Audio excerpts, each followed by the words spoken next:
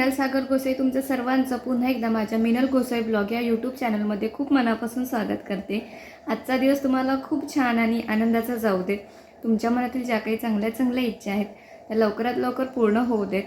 आणि खूप दिवसांनी ब्लॉग सुरुवात केली।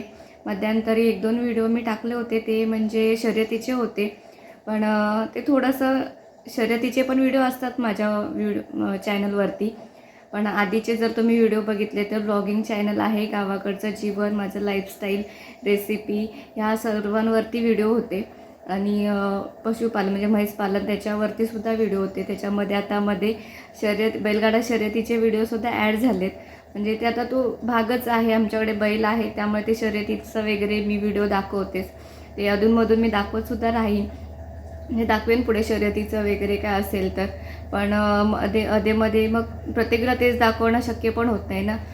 मग रूटीन वगैरे आहे ते सुद्धा दाखवलेलं आहे। रूटीन माझं गावाकडचं लाईफस्टाईल वगैरे बरेचसे जत्रा दाखवलेली आहे। तुम्ही जर व्हिडिओ पहिल्यांदाच पाहत असाल माझं चॅनल तर तुम्ही मागे जाऊन बघू शकता चॅनलवरती की जत्रेचे व्हिडिओ आहेत, गावाकडचं लाईफस्टाईल, काही रेसिपी आहेत, माझं पर्सनल काही व्लॉग आहेत, फॅमिली व्लॉग।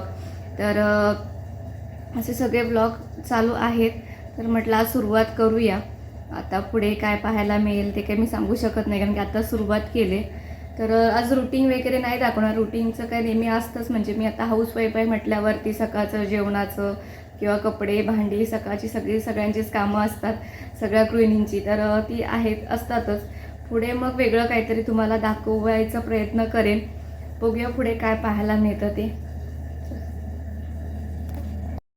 जेवण बनवायला सुरुवात केली आणि लक्षात आले मिरची संपली तरी मला काही टेन्शन नाही। आता सध्या आमच्या इथे मिरच्यांच्या झाडावरती मिरच्या लागायला लागल्यात, त्यामुळे आता मिरच्या संपल्या तरी आता मिरचीच्या झाडावर मिरच्या लागत आहेत, तर लागल्यास तर आम्ही काढून घेऊ शकतो। त्या बऱ्यापैकी लागल्यात काही काढण्यासारख्या, तर आता मी काढून घेते। आणि रोपं आणली होती, नर्सरीतून आणली होती, कराडवरून नर्सरीतून रोपं आणली होती वांगीची आणि मिरचीची, कलिंगडची अशी रोपं आणली होती। त्यातमध्ये मिरच्या लागायला लागल्यात, वांगी वगैरे अजून काही लागली नाही आहेत, पुढे लावले। आणि हा पोर्शन मी दाखवतेच, आम्ही झाडं कोणती कोणती लावलेत। गेल्या वर्षीपासून मी व्हिडिओ पाहत असाल तर दाखवते की झाडं लावलेली आहेत, गुलाबं लागतात, इथे जास्वंदसुद्धा लागलेली आहे। आता एक फूल नाही, सगळे कोमेजलेत, पण हळूहळू 1-2 फुलं लागतात। टॅमॅटोसुद्धा चांगले मोठे झालेत, कुठून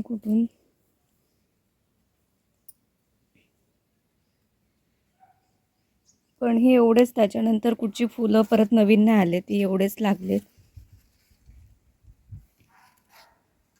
इकडे छोटे छोटे 2 आहेत, ते जरा छोटेच आहेत, हे जरा लवकर मोठे होतील, पिकतील आता। आणि इकडे कलिंगड पण लावलेले आहेत, पण ते अजून दुसरीकडे लावायचे आहेत। जिथे हत्ती गवत लावलेलं आहे तिथे कलिंगडचे वेली नेऊन लावायचे आहेत। सध्या आम्ही इथेच लावलेलं होत्या आधी सुरुवातीला। मिरचीचं पण रोप इथे आलं आहे, ते दुसरीकडे लावायला हवं आहे। ते टॅमॅटो तेवढे चांगले होते।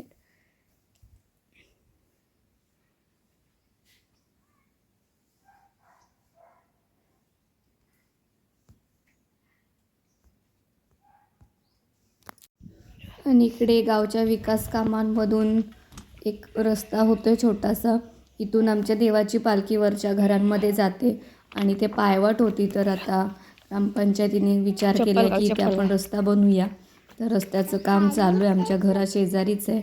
आमच्यासाठी पण ते बरं झालं आहे, म्हणजे आमच्या इथे वरती जर जायचं म्हटलं तर रस्त्याने व्यवस्थित जाता येईल।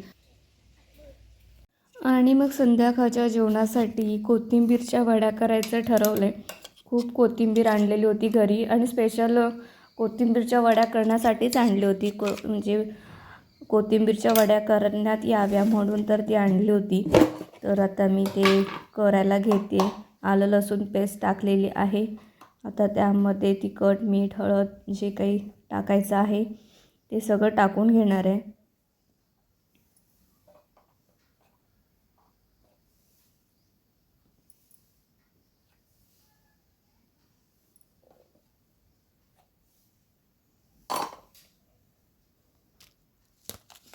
त्यामध्ये भरपूर तीळ टाकते.